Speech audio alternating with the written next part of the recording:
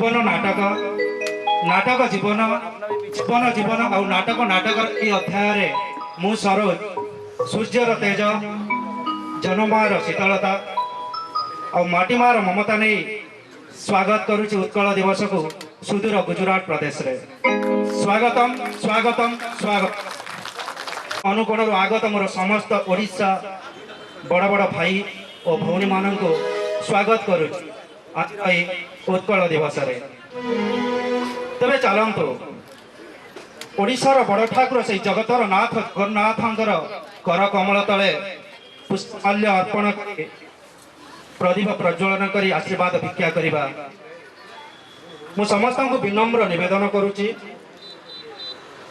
जोड़ा हस्त करताली दे स्वागत करंतु किसी महामान्य महोदय व्यक्ति को जो माने ज्वलन करेंगे कमलकांत परिड़ा महोदय मृत्युंजय पट्टनायक महोदय डी.आर. पंडा महोदय संजीवनी घोष महोदय श्रीजुक्त डी.के. जेना महोदय विजय जेना महोदय शांति मल्लिक महोदय एवं सुशांत साहू महोदय समस्त को अनुरोध करुच्ची जगन्नाथ कर कमल आशीर्वाद भिक्षा करी प्रदीप प्रज्वलन करंतु।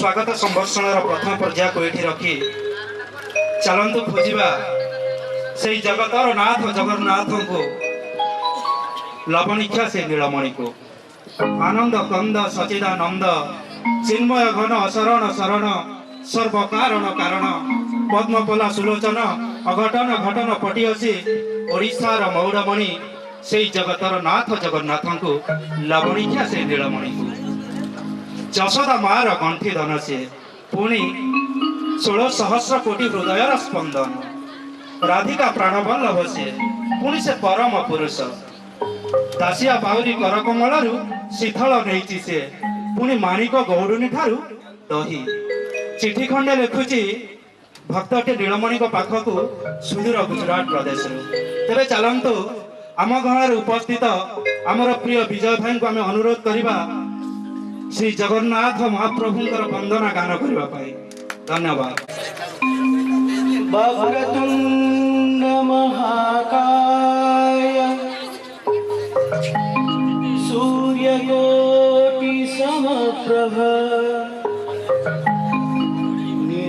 शीघ्रं कुरु मे देव सर्वकार्येषु सर्वदा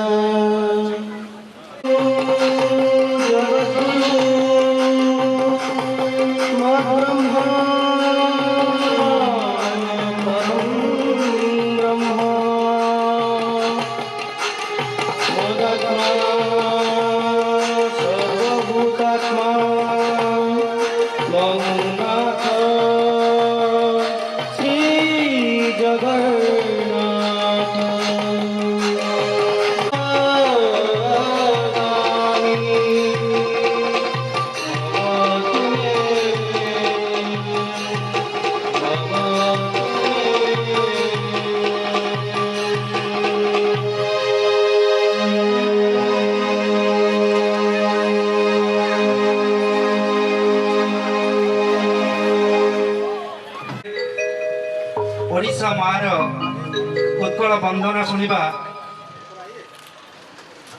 ସେଥିପାଇଁ ଆମ ଗଣରେ ଉପସ୍ଥିତ ଅଛନ୍ତି ବିଜୟ ଭାଇ ଶ୍ରାବଣୀ ମ୍ୟାଡ଼ାମ। ଧନ୍ୟବାଦ।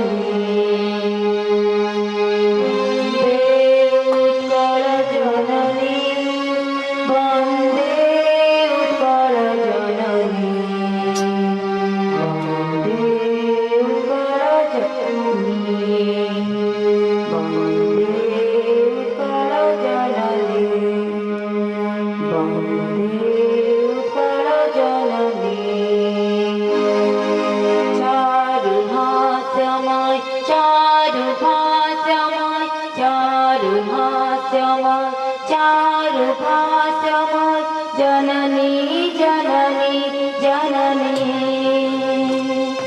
वन्दे उत्कल जननी वन्दे उत्कल जननी वन्दे उत्कल जननी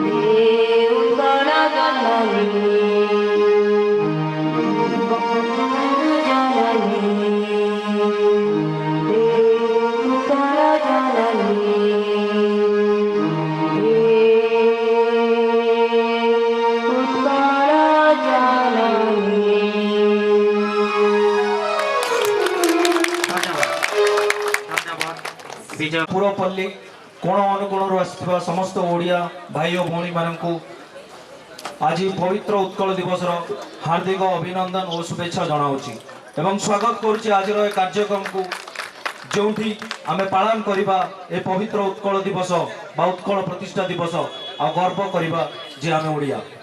ଆମ ଭାଷା, ଆମ ସଂସ୍କୃତି, ଆମ ପରମ୍ପରା, ଆମ ଐତିହ୍ୟ, ଆମ ଖାଦ୍ୟପେୟ ସତରେ କେତେ ନିଆରା। ତା ପାଇଁ ତ କବିକାନ୍ତ ଲେଖି ଯାଇଛନ୍ତି ଯେ ଚାରୁ ଭାଷ୍ୟମୟୀ ଜନନୀ ଜନନୀ ଜନନୀ ବନ୍ଦେ ଉତ୍କଳ ଜନନୀ।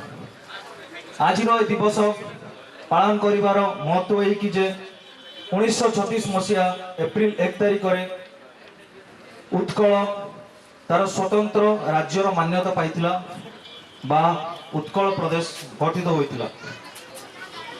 ଏହି ଦିବସକୁ ସମ୍ଭବପର କରିଥିଲେ କିଛି ଓଡ଼ିଶାର ବୀରପୁତ୍ର, ଯେଉଁମାନଙ୍କ ତ୍ୟାଗ, ଯେଉଁମାନଙ୍କ ପରିଶ୍ରମ, ଯେଉଁମାନଙ୍କ ପ୍ରଚେଷ୍ଟା ବିନା ଆଜିର ଏ ଦିବସ ବୋଧହୁଏ ସମ୍ଭବପର ହୋଇନଥାନ୍ତା।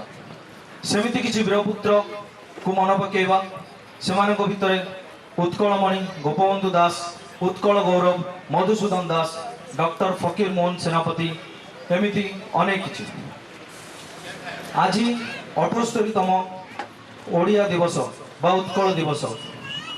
ଓଡ଼ିଶା, ଉତ୍କଳ, କଳିଙ୍ଗ ସତରେ କେତେ ସୁନ୍ଦର ଏ ନାମ ଗୁଡ଼ିକ। ଓଡ଼ିଆ ଶବ୍ଦକୋଷର ବୋଧହୁଏ ସୁନ୍ଦରତମ ନାମ, କିନ୍ତୁ ତାଠାରୁ ବି ଅଧିକ ସୁନ୍ଦର ଆମର କଳା, ଯାହାକୁ ନେଇ ଆମେ ଗର୍ବ କରୁ, ଆମ ସଂସ୍କୃତି, ଆମ ପରମ୍ପରା, ଯାହାକୁ ନେଇ ଆମେ ଗର୍ବ କରୁ, ଆମ ବିଶ୍ୱ ପ୍ରସିଦ୍ଧ ଜଗନ୍ନାଥ ମନ୍ଦିର, ଆମ କାରୁକାର୍ଯ୍ୟରେ ଭରା କୋଣାର୍କ ମନ୍ଦିର, ଆମ ଓଡ଼ିଶୀ ନୃତ୍ୟ, ଆମ ଓଡ଼ିଶୀ ସଙ୍ଗୀତ, ଏମିତି ଅନେକ କିଛି। ଅତୀତ ସତରେ କେତେ ଅଭୁଲା ଏ ଅତୀତ, କେତେ ଚିରନ୍ତ ଏ ଅତୀତ। ଓଡ଼ିଶାର ସେ ଗୌରବମୟ ଅତୀତକୁ ବା ଇତିହାସକୁ ମନେ ପକାଇବା ପାଇଁ ଆଜିର ଏକ ପ୍ରୟାସ। ଏଣୁ ମୁଁ ପ୍ରଭୁ ଜଗନ୍ନାଥଙ୍କ ପାଖରେ ଏତିକି କାମନା କରିବି ଯେ ଏହି ଓଡ଼ିଆ ନବବର୍ଷଟି ଆପଣ ସମସ୍ତଙ୍କ ପାଇଁ ସୁଖମୟ ହେଉ, ସମୃଦ୍ଧିମୟ ହେଉ, ସୁଖ ଆଣିଦେଉ, ଖୁସି ଆଣିଦେଉ, ସେତିକି କହି ମୁଁ ମୋର ବକ୍ତବ୍ୟ ଶେଷ କରିବି। ଧନ୍ୟବାଦ। ओम शांताकारं भुजगशयनं पद्मनाभं सुरेशं विश्वधारं गगनसदृशं मेघवर्णं शुभांगं लक्ष्मीकान्तं कमलनयनं ज्योतिर्विध्यानगम्यं वन्दे विष्णु भवभयहरं सर्वलोकैकनाथं। जय वंदे माँ उत्कल जननी, जय वंदे भारत माता, जय प्रभु जगन्नाथ। अकृतकर्ता अमृतमंदा अदृष्टद्रष्टा अकारण कारण सर्प कारण कारण पद्म पलासलोचन श्री नीलाचल निवासाय जेतेबेले श्रीकृष्णଙ୍କର सरबिद्ध ହେଲା ଏବଂ ତାକୁ ତାଙ୍କର ବଂଶଧର ମାନେ ଶ୍ମଶାନରେ ଜଳେଇ କିଛି ଅଂଶ ବଞ୍ଚିଗଲା, ଦୈବବାଣୀ ହେଲା ସେ ଅଂଶକୁ ତୁମେ ଭସାଇ ଦିଅ। ସେ ଦ୍ୱାରିକା ନଗରରୁ ଭାସି ଭାସି ଯାଇ ଶ୍ରୀକ୍ଷେତ୍ର ଓଡ଼ିଶାର ଶ୍ରୀକ୍ଷେତ୍ର ଭୂଇଁରେ ପହଞ୍ଚିଲା। ସେ ଦାରୁ ବ୍ରହ୍ମ ହୋଇ ସେ ବିରାଜମାନ ଜଗନ୍ନାଥ ମହାପ୍ରଭୁ ବିରାଜମାନ ହେଲେ ଶ୍ରୀ ନୀଳାଚଳରେ। ବିଶ୍ୱର ଶ୍ରେଷ୍ଠ ମନ୍ଦିର ରେ ପ୍ରଭୁ ଜଗନ୍ନାଥ ବିରାଜମାନ ହେଲେ। ସେ ହେଉଛି ଉତ୍କଳ ଦେଶ, ସେ ହେଉଛି କଳିଙ୍ଗ ଦେଶ। ଉତ୍କଳ ଦେଶର ମହାପ୍ରଭୁ ଜଗନ୍ନାଥଙ୍କ ପାଖରେ ବିଶ୍ୱବାସୀଙ୍କର ପ୍ରଣାମ ଏବଂ ସମସ୍ତ ଶାନ୍ତି शुभेच्छा मु महाप्रभु पाखे कामना करुच्ची। आज आसीथिबा हमर ओडियार ओडिशा प्रेमी देश प्रेमी भाई माने सम्मान्य घोष साहब महोदय, सम्मान्य चित्तरंजन बाबू महोदय, सम्मान्य पट्टनायक बाबू महोदय एवं टाटा प्रोजेक्टर समस्त एसोसिएट कर्मी महोदय एवं उपस्थित भाई भौणी माने उत्कल दिवस आरंभ होता जितेबाला ओडिशा रे किसी स्वतंत्रता नथिला, बंग बिहार उत्कल एक सम्मिलित राज्य रूप में प्रतिपादन होतिला। सेतेबाला फकीर मोहन सेनापति उत्कल गौरव मधुसूदन एमाने चिंता करथिले 1936 मासरे ସମ୍ବଲପୁର ଅଞ୍ଚଳରେ ଏକ ଉତ୍କଳ ସମ୍ମିଳନୀ ଆରମ୍ଭ କରିଥିଲେ ଏବଂ ସେ ସମ୍ମିଳନୀରେ ଡାକରା ଦେଇଥିଲେ ଏ ଉତ୍କଳବାସୀ ମାନେ କୋଉଠି ରହିଲା ସରେକଳା ଖରସୁଆଁ ସେମାନେ କିଛି ହିନ୍ଦୀ ପଢିଲେ, କୋଉଠି କିଛି ଲୋକ ବଙ୍ଗଳା ପଢିଲେ ଏବଂ ଆନ୍ଧ୍ରପ୍ରଦେଶ ଅଞ୍ଚଳରେ ଲୋକ କିଛି ତେଲୁଗୁ ପଢିଲେ। ଏହାର ସ୍ୱତନ୍ତ୍ରତା ମିଳିଲା ନାହିଁ ଏବଂ ଏମାନଙ୍କ ଡାକରାରେ ସ୍ୱତନ୍ତ୍ର ଓଡ଼ିଶା ଗଠନ କରିବା ପାଇଁ, ସ୍ୱତନ୍ତ୍ର ଉତ୍କଳ ରାଜ୍ୟ ଗଠନ କରିବା ପାଇଁକା ସେମାନେ ତାଙ୍କର ଜୀବନକୁ ଜଳାଞ୍ଜଳି ଦେଇ ଆଜିର ଆଧୁନିକ ଓଡ଼ିଶା ଯୋଉ ଆମେମାନେ ଉପସ୍ଥିତ ତାର ଫଳପ୍ରଦ। ଏବଂ କିଏ କହେ ମୁଁ ଦେଖି ସାରା ଭାରତ ବର୍ଷର ସମସ୍ତ ମ୍ୟାକ୍ସିମମ୍ ଜାଗା ମୁଁ ଯାଇଛି, ଯିବାର ମୋର କମ୍ପାନୀ ମୋତେ ସୁବିଧା ଯାଇଛି। ସବୁଠାରେ ଗୋଟିଏ କଥା ଆସେ, ଓଡ଼ିଆ ଲୋକ ଗରିବ। ଓଡ଼ିଆ କାହିଁକି ଗରିବ? ଯେତେବେଳେ ଭାରତ ବର୍ଷରେ ପୃଥିବୀରେ କୌଣସି ଟେକ୍ନୋଲୋଜି କିଛି ନଥିଲା, ସେତେବେଳେ କୋଣାର୍କ ମନ୍ଦିର ନିର୍ମାଣ କରାଯାଇଥିଲା। ସେ ଥିଲା ଉତ୍କଳ ମାନଙ୍କର ଏ ଆଧୁନିକ ଟେକ୍ନୋଲୋଜିର ଏକ ରୂପାନ୍ତର। ସୂର୍ଯ୍ୟ ଉଦୟ ହେଉଥିଲେ ତାର ଯୋଉ କିରଣକୁ ଏକ ପର୍ଟିକୁଲାର ବିନ୍ଦୁରେ ରିସିଭ୍ କରିବା ପାଇଁ ଯୋଉ ଟେକ୍ନୋଲୋଜି ତିଆରି କରାଗଲା ଏବଂ ସୂର୍ଯ୍ୟଙ୍କର ଭଗବାନଙ୍କର ମୂର୍ତ୍ତି ତିଆରି କରାଗଲା, ସେ ଫ୍ଲୋଟିଂ ରହିଲା ଏବଂ ତଳେ ମ୍ୟାଗ୍ନେଟ ରଖାଗଲା, ଉପରେ ମ୍ୟାଗ୍ନେଟ ରଖାଗଲା ଏବଂ ସେ ମ୍ୟାଗ୍ନେଟର ମ୍ୟାଥମେଟିକାଲ କାଲକୁଲେସନ କରାଗଲା। ସେତେବେଳେ କିଛି କାଲକୁଲେସନ ନଥିଲା। ସେତେବେଳେ ସାଧାରଣ ଲୋକମାନେ ଯୋଉମାନେ ପାଠ ପଢିନଥିଲେ ଏ ଉତ୍କଳ ଲୋକମାନେ କାଲକୁଲେସନ କରିକି ଭାସମାନ ଅବସ୍ଥାରେ ସୂର୍ଯ୍ୟ ଭଗବାନଙ୍କର ମନ୍ଦିରକୁ ରଖିଥିଲେ। ସେ ଆଜି ଦଣ୍ଡାୟମାନ ବିଶ୍ୱ ଦରବାରରେ ଏବଂ ଦ୍ୱିତୀୟ କୋଣାର୍କ ମନ୍ଦିର ନିର୍ମାଣ କରିବାର ପ୍ରସ୍ତାବ ମଧ୍ୟ ରହିଛି। ଜଗନ୍ନାଥ ମନ୍ଦିର, ଏ ଜଗନ୍ନାଥ ମନ୍ଦିର କେବେ ହେଇଥିଲା, କଣ ହେଇଥିଲା ଏବଂ କିପରି ହେଇଥିଲା ତାହାର ଆଜି ପର୍ଯ୍ୟନ୍ତ କୌଣସି ଟେକ୍ନୋଲୋଜି ହୋଇପାରି ନାହିଁ ଏବଂ ପ୍ରପର କିଛି ମିଳିପାରି ନାହିଁ। ସେ ହଉଛି ଓଡ଼ିଆ ଲୋକଙ୍କର ଏଜୁକେସନ ଟେକ୍ନୋଲୋଜି, ଯୋଉଟା କି ପୃଥିବୀ ବର୍ଷରେ ଆଜି ଆଡଭାନ୍ସ ଯୁଗରେ ତାହା ହୋଇପାରୁନାହିଁ। ଓଡ଼ିଶାର ରାଜା ମହେନ୍ଦ୍ର ବିଜୟ କରିଥିଲେ ବିଜୟୱାଡା ପର୍ଯ୍ୟନ୍ତ। ପୁରୀର ବଙ୍ଗୋପସାଗର ଖଳଖଳ ନାଦ, ଶାନ୍ତ ପବନର ଯୋଉ ଆଭାସ ଉଦ୍ଭାରଣ ଆସେ ଓଡ଼ିଶା ଭୂମିକି ଏବଂ ସେ ଓଡ଼ିଶା ଭୂମିର ବଂଶଧର ମାନେ ଆଜି ଆପଣ ମାନେ ଏଠି ଉପସ୍ଥିତ ଅଛନ୍ତି ଏବଂ ଦେଖିଲେ ବହୁତ ଖୁସି ଲାଗୁନି ଆପଣ ଏ ଓଡ଼ିଆ ଗରିବ ରାଜ୍ୟର ଲୋକମାନେ। ଓଡ଼ିଆ ଗରିବ ନୁହଁ, ଓଡ଼ିଆ ମହାନ ଟେକ୍ନୋଲୋଜିର ରାଜ୍ୟ। ଓଡ଼ିଶାରେ ଯୋଉ ଭଳିଆ ରହିଛି ମାଇନ୍ସ ରହିଛି, ପ୍ରାକୃତିକ ସମ୍ପଦ ରହିଛି, କମ୍ପାରେଟିଭଲି କୋଉ ରାଜ୍ୟରେ ନାହିଁ, ତାର ପ୍ରପର ୟୁଟିଲାଇଜ ହୋଇପାରୁନାହିଁ, ଯାହାଫଳରେ ଆମମାନଙ୍କୁ କର୍ମ ପାଇଁକା ଅଲଗା ରାଜ୍ୟକୁ ଯିବାକୁ ପଡୁଛି। ମୁଁ ଯେତେବେଳେ ଆସିଲି ଛାତ ଉପରକୁ ମୁଁ ଦେଖିଲି ଓଡ଼ିଶା ଲୋକ ନା ଫରେନ୍ ଲୋକ, ମତେ ଲାଗିଲାନି ଏ ଓଡ଼ିଶାର ମୋର ଭାଇ ଭଉଣୀ ମାନେ। ଏ ଖୁସି ଲାଗୁଛି ଏ ଓଡ଼ିଶା ଲୋକମାନେ କେତେ ମହାନ, କେତେ ଏଜୁକେଟେଡ, କେତେ ସିଭିଲାଇଜ। କିନ୍ତୁ ଆଜି ନୁହେଁ, ଯେତେବେଳେ ଭାରତ ବର୍ଷରେ କିଛି ନଥିଲା ସେତେବେଳେ ଓଡ଼ିଶାର ସଂସ୍କୃତି ଥିଲା। ଯେତେବେଳେ ଭାରତ ବର୍ଷରେ କିଛି ନଥିଲା ସେତେବେଳେ ଶିକ୍ଷା ଥିଲା, ସାଂସ୍କୃତିକ ଭାଷା ଥିଲା ଏବଂ କଳିଙ୍ଗ ଯୁଦ୍ଧରେ ଓଡ଼ିଶାବାସୀ ମାନେ ଶିକ୍ଷା ଦେଇଥିଲେ ରାଜା ଅଶୋକକୁ। କଣ ଶିକ୍ଷା ଦେଇଥିଲେ ନା ବିଚାରଧାରା ଥିଲା। ସେ ବିଚାରଧାରା କଣ ଥିଲା? କଳିଙ୍ଗ ଯୁଦ୍ଧର ରକ୍ତପାତ ହେଇଥିଲା ଦୟା ନଦୀରେ ସୈନ୍ୟ ଦେଖା ହଉଥିଲା କିଏ ମରିଛି କିଏ ବଞ୍ଚିଛି କାହାର କଣ ହେଇଛି। ଜଣେ ସ୍ତ୍ରୀ ଲୋକ, ବୃଦ୍ଧ ଲୋକ, ସେ ନିଜର ପୁଅକୁ ଖୋଜୁଛି, ତାର ଏକମାତ୍ର ପୁଅ ଦେଶଭକ୍ତ ଏବଂ ଦେଶ ରକ୍ଷା କରିବା ପାଇଁକା ବନ୍ଦେ ଉତ୍କଳ ଜନନୀର କୁ ମାତୃତ୍ୱକୁ ଇଏ ନେଇ ସେ ଯାଇ ଯୁଦ୍ଧରେ ମୃତ୍ୟୁବରଣ କରିଛି। ତା ମା ଖୋଜୁଛି ମୋ ପୁଅର ମୁହଁ କିଏ, ଖୋଜି ପାଉନି। ତାକୁ ପଚାରିଥିଲା ଅଶୋକ ରାଜା, ମା କଣ ଖୋଜୁଛୁ, ତୁ କଣ ବ୍ୟସ୍ତ ହଉଛୁ, ତୋର କଣ ଅସୁବିଧା ହେଇଛି ଯୁଦ୍ଧରେ, ଯେ ତୋର ଯାହା ହେଇଛି ମୁଁ ତାହା ଦେବି। ନା ହଁ ମହାନ, ତୁ ମହାନ ବହୁତ ବଡ ରାଜା, ତୁ ଦେଇପାରିବୁ, ତୁ ବହୁ ଶକ୍ତିଶାଳୀ ରାଜା, ଦେଇପାରିବୁ, ତୁ ପ୍ରତିଜ୍ଞାବଦ୍ଧ করে କଣ ମାଗୁଛୁ, ମୁଁ ଯାହା ମାଗିବି ମତେ ଦେବୁ। ନା ମୋର ଗୋଟିଏ ପୁଅ, ହୁଏତ ମୋର ପୁଅ ଜନ୍ମ କରିବାର ସକ୍ଷମ ମୋ ପାଖରେ ନାହିଁ, ମତେ ସେ ମୋର ପ୍ରାଣ ଦେଇଦିଏ।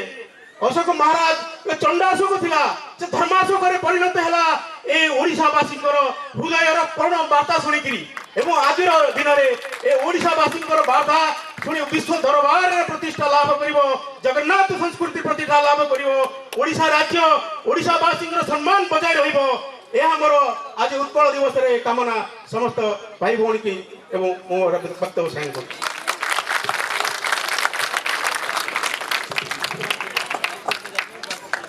ଧନ୍ୟବାଦ। ବର୍ତ୍ତମାନ ବ୍ୟକ୍ତି ବିଶେଷଙ୍କ ସମ୍ବୋଧରେ ସେ ଆଉ କେହି ନୁହନ୍ତି ଆମ ଗଣରେ ଉପସ୍ଥିତ ଶ୍ରୀଯୁକ୍ତ କମଳକାନ୍ତ ପରିଡ଼ା ମହୋଦୟ। କରତାଳି ସହ ସ୍ୱାଗତ କରନ୍ତୁ ଶ୍ରୀଯୁକ୍ତ କମଳକାନ୍ତ ପରିଡ଼ା ମହୋଦୟ। ମୁଁ ଆଜି ଉତ୍କଳ ଦିବସରେ ସମସ୍ତ ଓଡ଼ିଆ ଭାଇ ଭଉଣୀମାନଙ୍କୁ